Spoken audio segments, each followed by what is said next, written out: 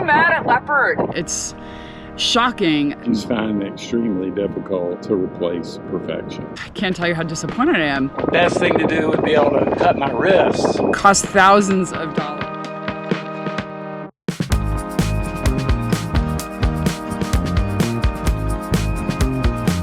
Since we bought the boat, we have made some line changes. First reefing line snapped, got chewed up. I am starting the process of changing out our old main halyard for our new main halyard. Look at that beautiful iridescent green yellow. Today is the day to switch out our first reef line. We had a barb of some kind that has shredded and pulled the sheath completely off of the dynamic here. So changing out the first reef line. And why is that?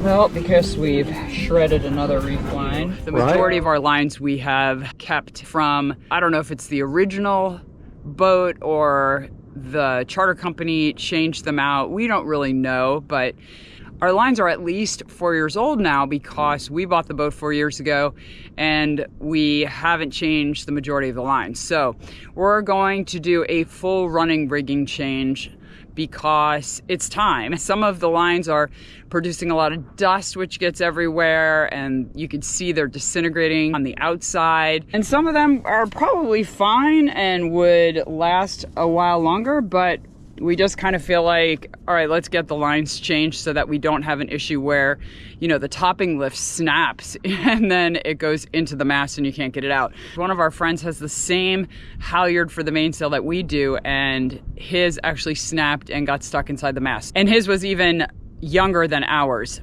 So we are going to change them all out, and that's going to be a bit of a process. It'll take a few days, but some are going to be super easy. Some are going to be more complicated and require us to go in the bosun's chair up to the top of the mast. So we'll kind of get the easy ones out of the way and then work on the more complicated ones. Here are our lines, and I am labeling them according to where they go. And then we'll figure out a system for getting them all changed out.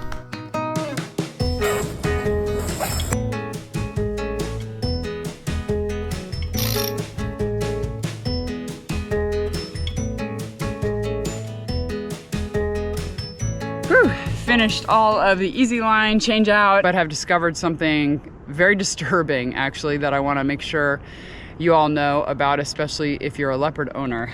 This is the leftover line for the topping lift. It is maybe an extra 3 feet or so, and there's no way possible that it could go back to the cockpit to be put on a winch if we need to raise the boom, which is what we do when we've got a lot of rain. We pick it up so that the rain comes down using gravity and falls out the front of the sail bag. Well, with this line being so short, we're gonna have a really hard time if we have to release the boom to come down, because it's only gonna leave a very small amount of line outside the mast, which makes it complicated to get it onto a winch, get it to do anything with it.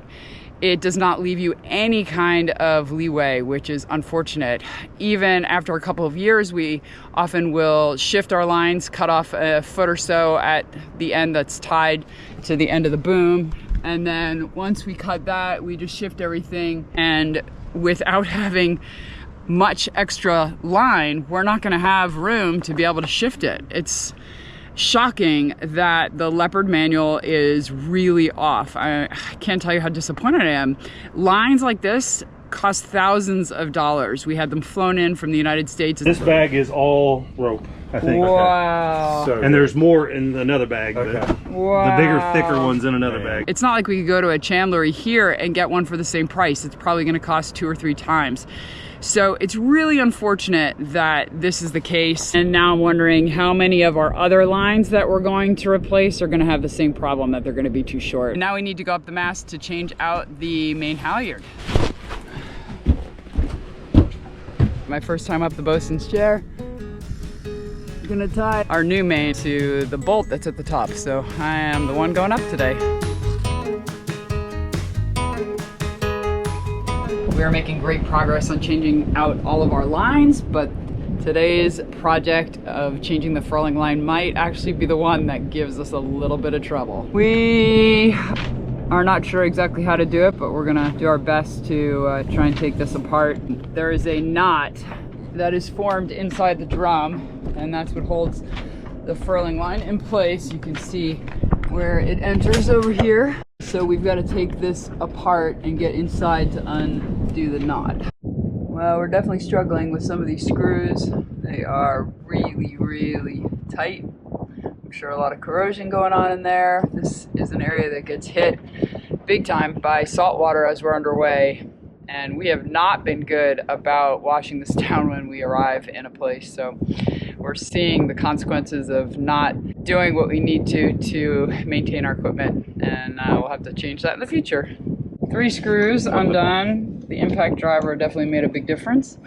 And now we're on the final one. You can see that the clamshell is starting to come apart, which is good. Spray that one. Feels like it's stripped. We've got a bit of a dilemma. There is one screw that is not coming out, and actually worse than not coming out, the whole sleeve inside here is spinning. So we've got to either drill that whole thing out and replace it with a new sleeve and screw, which we don't have here, or we have to maybe drill a hole through the top or the bottom here for the knot and then run it that way and just cut this one off. So anyway, that's what we've got to figure out now, which one we're going to do. So given the issue that we were facing, we have decided that the easiest way to deal with this is to cut the line right here that is attached to the furling drum, secure the new line there. Before we figured out that solution, I figured the best thing to do would be able to cut my wrists. But thankfully we found a solution. It's been cut, and now we've got to re-tighten these screws. Exactly halfway, and he did it slightly off, which makes sense. Just need to figure out exactly where to put this. I love this solution. That's a great solution. I would suggest not putting it right in front of the 2 screws, because if you have to undo the screws, you don't want to have to undo the line. Does that make sense? Okay. So that's probably why he did it off center. All right. So we're gonna drill. I would go a little more off to the right. Yeah.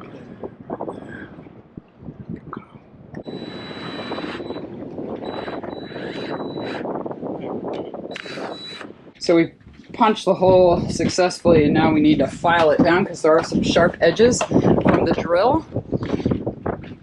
So Brown's gonna file. Oh, I should have gone in faster. I was too careful.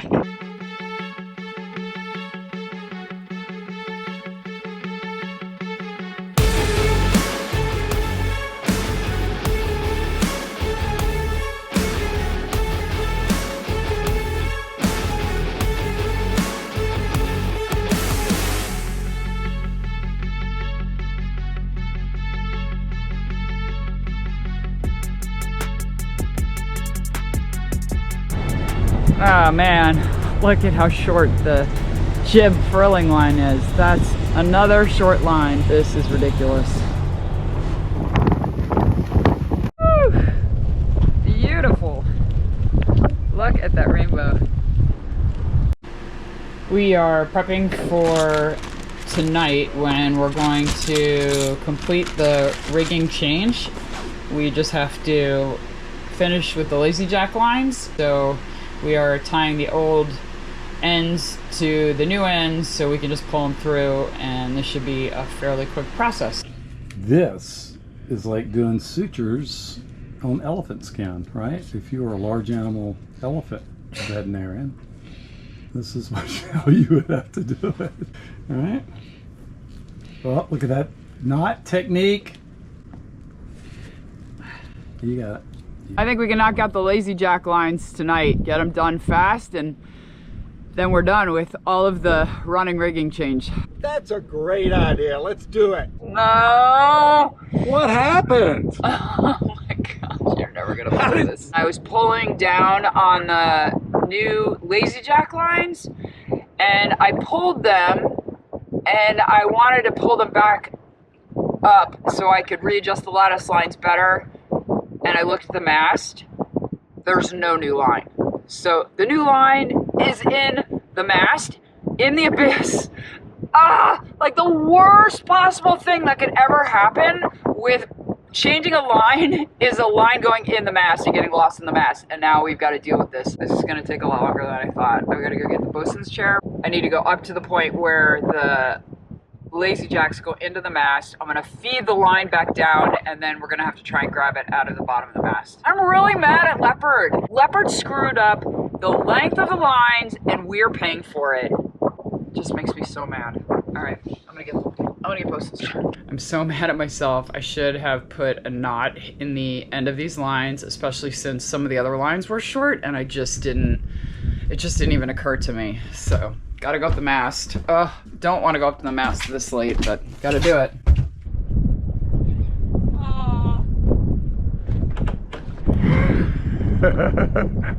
You know, I don't think I'm gonna let you down. I like you up there. Oh, look at the eagle race. Oh. Okay, some good news. I was able to feed the new line back down the mast, and there's this hole here at the bottom of the mast, and Brown was able to pull it through. But now we need to figure out how to get it through the sheave where it needs to go. So I got to get it on the very tip. The line was way too short. As you can see, this is the length of what is left to the line once you put it up, which is ridiculous. Anyway, so now we need to try and feed this through somehow through this sheave down here. So here's our gizmo that we're hoping is going to work. I got it. I'm going to stick this through here and see if I can get it even close to the sheave, and then Brown can hopefully grab it and go. All right. Oh, we're figuring this out. Okay, slowly. I gotta give a little tension so it doesn't pull off it. Yeah. Yeah. Yeah. Oh, man. You got it. All right, well, the idea was right. Here's round 2. I'm ready. Got the tension. Yep. Wait. Okay. Okay, good.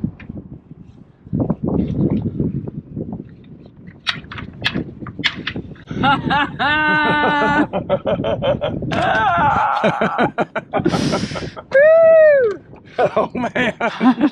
So that wasn't a 5-day delay. That was just maybe. All right, Leopard owners, for those of you who are going to change your running rigging, I want to just share with you our experience with the chart that Leopard puts in the book. First of all, we think the main and the spinnaker halyard are both too short. We ordered 30 extra feet on the spinnaker halyard specifically because we wanted to be able to haul heavy things onto the boat. The Genoa halyard we didn't order. We used the line that we had on board. The topping lift is definitely way too short. The first reef and the second reef are accurate. The lazy jacks and the furling line are way too short. The main sheets and the jib sheets are both accurate. So now let me share with you how we are going to adjust to the lines that are too short. So just to give you an idea on our main halyard, there's probably 12 extra feet once it comes through the jammer, which is not going to be enough at all. If we want to pick up something really heavy off the boat and bring it on the boat, it's just not long enough. So in contrast, our white line is our spinnaker halyard, and we ordered about 30 extra feet on that so that we do have the flexibility if we need to lift something on or off the boat, that we have the power in the spinnaker halyard, because obviously we don't have enough length on our main halyard to be useful even for a man overboard. The solution to our furling line being too short is that we can only do 3 wraps on the drum. Right now we have it wrapped a little bit more than we normally do because of some strong winds that have come through. So we'll have a couple more wraps on here, but not the 15 to 20 that we had on before. Currently our boom is very, very high. due to water in the storm. Our furling line only has that much excess, so the solution to this is I've got a separate line if I need to move it that I'll tie onto it with a strong knot that'll hold, and then I will run this through the block to the winch to bring the boom up. Not a great solution, but one that will work. So here's my solution to the short lazy jacks. You can see that the extra length of line is only a couple of feet, which doesn't even allow me to lower it to be able to work on the lattice. So what I've done is I've just sewed the old line onto the new line to give it enough extension so that I can, if I have to, drop the lattice to be able to work on it if there's some problems. I could, of course, splice something into it, but I also have to be careful that whatever I do put in fits through the sheave to be able to be released in the event that I need to work up on that lattice. These are the best solutions that I can come up with without spending another few $100s on new lines for these particular changes. I really just don't want to spend more money than we've already spent, so this will have to do for now. I don't see this as any risk in terms of sailing. If any of you see any of the changes that I've made that could be risky to sailing, please let us know in the comments below. We'd really appreciate it. Oh, we've got a great perspective of all of our lines changed on the boat. Look at them. Beautiful. So clean. Good to go for another 10 years. So we're working on totally renewing the boat. Only problem is the Admiral's trying to find some renewal in me. I need a new And captain. she's finding it extremely difficult to replace perfection, basically. But we got a lot of work done. Last night was like a war zone up here.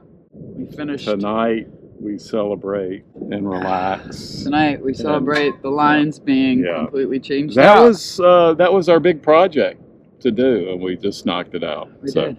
Swallow your frogs first, as the saying goes. or your chickens that are floating. That's right. There's the dead chicken over there. Ugh.